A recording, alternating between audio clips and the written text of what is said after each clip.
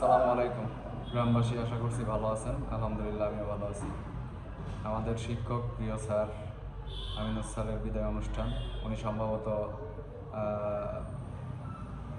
আগামী মাসের 9 তারিখে, জানুয়ারির 9 তারিখে ওনার বিদায়, রিটায়ারমেন্টে চলে যাবেন।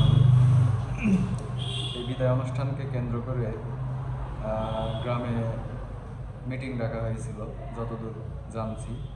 সম্ভবত 400 থেকে 500 পরিমাণ মনে হয় কার্ডও বিলি করা হয়েছিল। তো অ্যাটেন্ডেন্স 20 থেকে 30 জন হয়েছিল। এখন ব্যাপার হচ্ছে, আমিনুর স্যার তো গ্রামের সম্পদ। ওখানে তো দল মত নির্বিশেষে আপামর গ্রাম জনতা সবাই উপস্থিত হওয়ার কথা। কিন্তু এই মিটিংটাতে উপস্থিত কেন হলো না সবাই?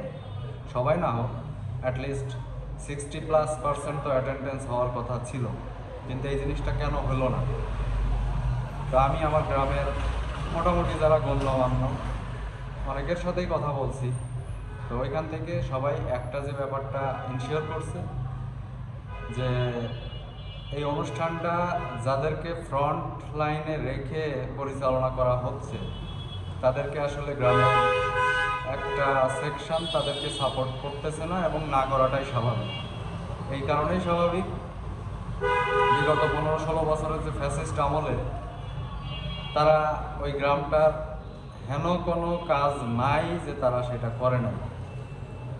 তো এখন আবার যদি সেই 36 জুলাইয়ের পর গ্রামবাসী তাদেরকেই সামনে দেখে, মানে স্বীকৃত এবং ট্রেডমার্ক আওয়ামী লীগার, তাদেরকে যদি গ্রামবাসী আবার সামনে দেখে এরকম একটা মহৎ কাজের জন্য, তাহলে তো সেখানে ব্যাপারটা গ্রুপিং হবে, এটাই স্বাভাবিক। তা আমার প্রশ্ন হচ্ছে যে এই জিনিসটা আমি জানি না আমিনুস স্যার বুঝতে পারছেন কিনা, অথবা বিএনপি বিটে যারা আছে কাজ করতেছে তারা বুঝতে পারছে কিনা। এবং আমি যতটুকু শুনেছি, এখানে বেশ কিছু লোকের যাদের আমন্ত্রণটা জানানো অত্যাবশ্যকীয় ছিল তাদেরকে জানানো হয়নি। ইভেন অ্যাট এ টাইম যাদেরকে নিয়ে কাজটা করা উচিত ছিল, কারণ আপনি যত যাই করেন সেই দল ধরেই তো সব কিছু। আপনি দলের বাইরে বা দলের একাংশকে বাদ দিয়ে যখন একটা কিছু করতে যাবেন, তাও আবার চিহ্নিত আওয়ামী লীগারকে সামনে রেখে, তখন তো এই জিনিসটা গ্রামবাসী সাধারণভাবে নিবে না, এটাই স্বাভাবিক। তো এখন ব্যাপারটা হচ্ছে, যেহেতু একটা ব্যাপার ঘটতে যাচ্ছে বা গ্রুপিং তৈরি হওয়ার একটা সম্ভাবনা দেখা দিয়েছে, বা যতটুকু শুনছি হচ্ছেও, একদল স্কুল ফিল্ডে পিকনিক করে আর একদল চায়ের দোকানে পিকনিক করে। তো গ্রামটা তো আমরা এইভাবে চাইনি। গ্রামটা আমরা চেয়েছি 5ই আগস্টের পরে সবাই মিলে ওই গ্রামে থাকবো। দেখেন, যারা এই ব্যাপারটার নেতৃত্ব দিচ্ছেন বা দিতে চান, বা যারা কুক্ষিগত করতে চাচ্ছেন আমিনুস স্যারের বিদায় ব্যাপারটা, তাদেরকে যে আমরা মানব না বা মানি না, বা গ্রামবাসী হিসাবে তাদের কোনো অধিকার নাই, ব্যাপারটা কিন্তু সেটা না। ব্যাপারটা হচ্ছে যে আপনাকে মানব, কিন্তু কর্তৃত্ব আপনি নিজ হাতে রাখবেন, এই জিনিসটাই গ্রামবাসী কিন্তু মানতে পারছে না। যার কারণে ওইখানে কিন্তু দুইটা পার্টিশন অলরেডি হয়ে গেছে।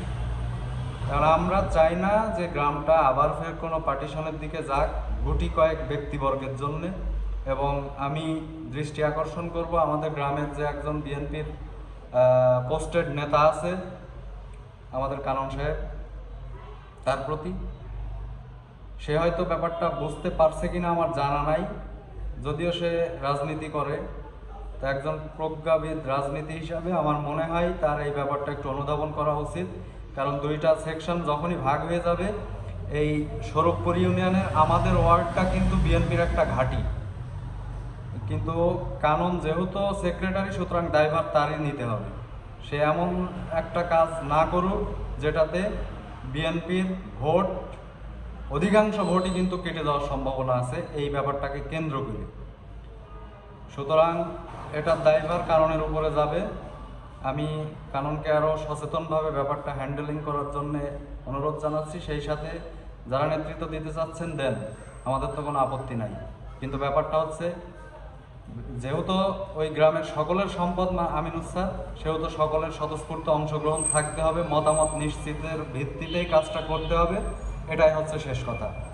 আশা করছি এই ব্যাপারটা নিয়ে সংশ্লিষ্ট যারা লিডিং পর্যায়ে আছেন তারা ব্যাপারটা খুব ক্লিয়ারলি মাথায় নেবেন এবং প্রয়োজনে ওই গ্রামের দ্বিধা বিভক্ত যাতে সৃষ্টি না হয় এই জন্য প্রয়োজনে আবার আপনারা সকলকে সাথে নিয়ে আমি আহ্বান জানাবো নতুনভাবে স্যারের ব্যাপারটা নিয়ে আবার আলোচনা করার জন্য। এবং একই সাথে আমাদের আরও একজন সম্মানিত শিক্ষক মইনুস স্যার, ওনার ব্যাপারটাও এখানে ইনক্লুড করা যায় কি না, গ্রামের সকলে মিলে দল মত নির্বিশেষে আমরা এই জিনিসটাকে এনজয় করতে চাই। কিন্তু গুটি কয়েক গ্রামের নেতৃত্বের খায়েশের কারণে জিনিসটা যদি নষ্ট হয়ে যায়, একটা জিনিস মাথায় রাখবেন, দেশ কিন্তু আর আগের মতো নাই বা আগের মতো চলবে না। দিন বদলের পালা শুরু হয়েছে, দিন বদল হবে, সে আপনি যেই হন না কেন। গ্রামবাসীর মর্যাদা দিয়েই তাদেরকে সেইভাবে আপনাদেরকে ট্রিট করতে হবে। যাই হোক, ভালো থাকেন সবাই। আমি কারোর শত্রুতা বাড়াইতে চাই না, কারোর শত্রু বানাইতে চাই না, আমি চাই গ্রামের একতা। আল্লাহ হাফেজ।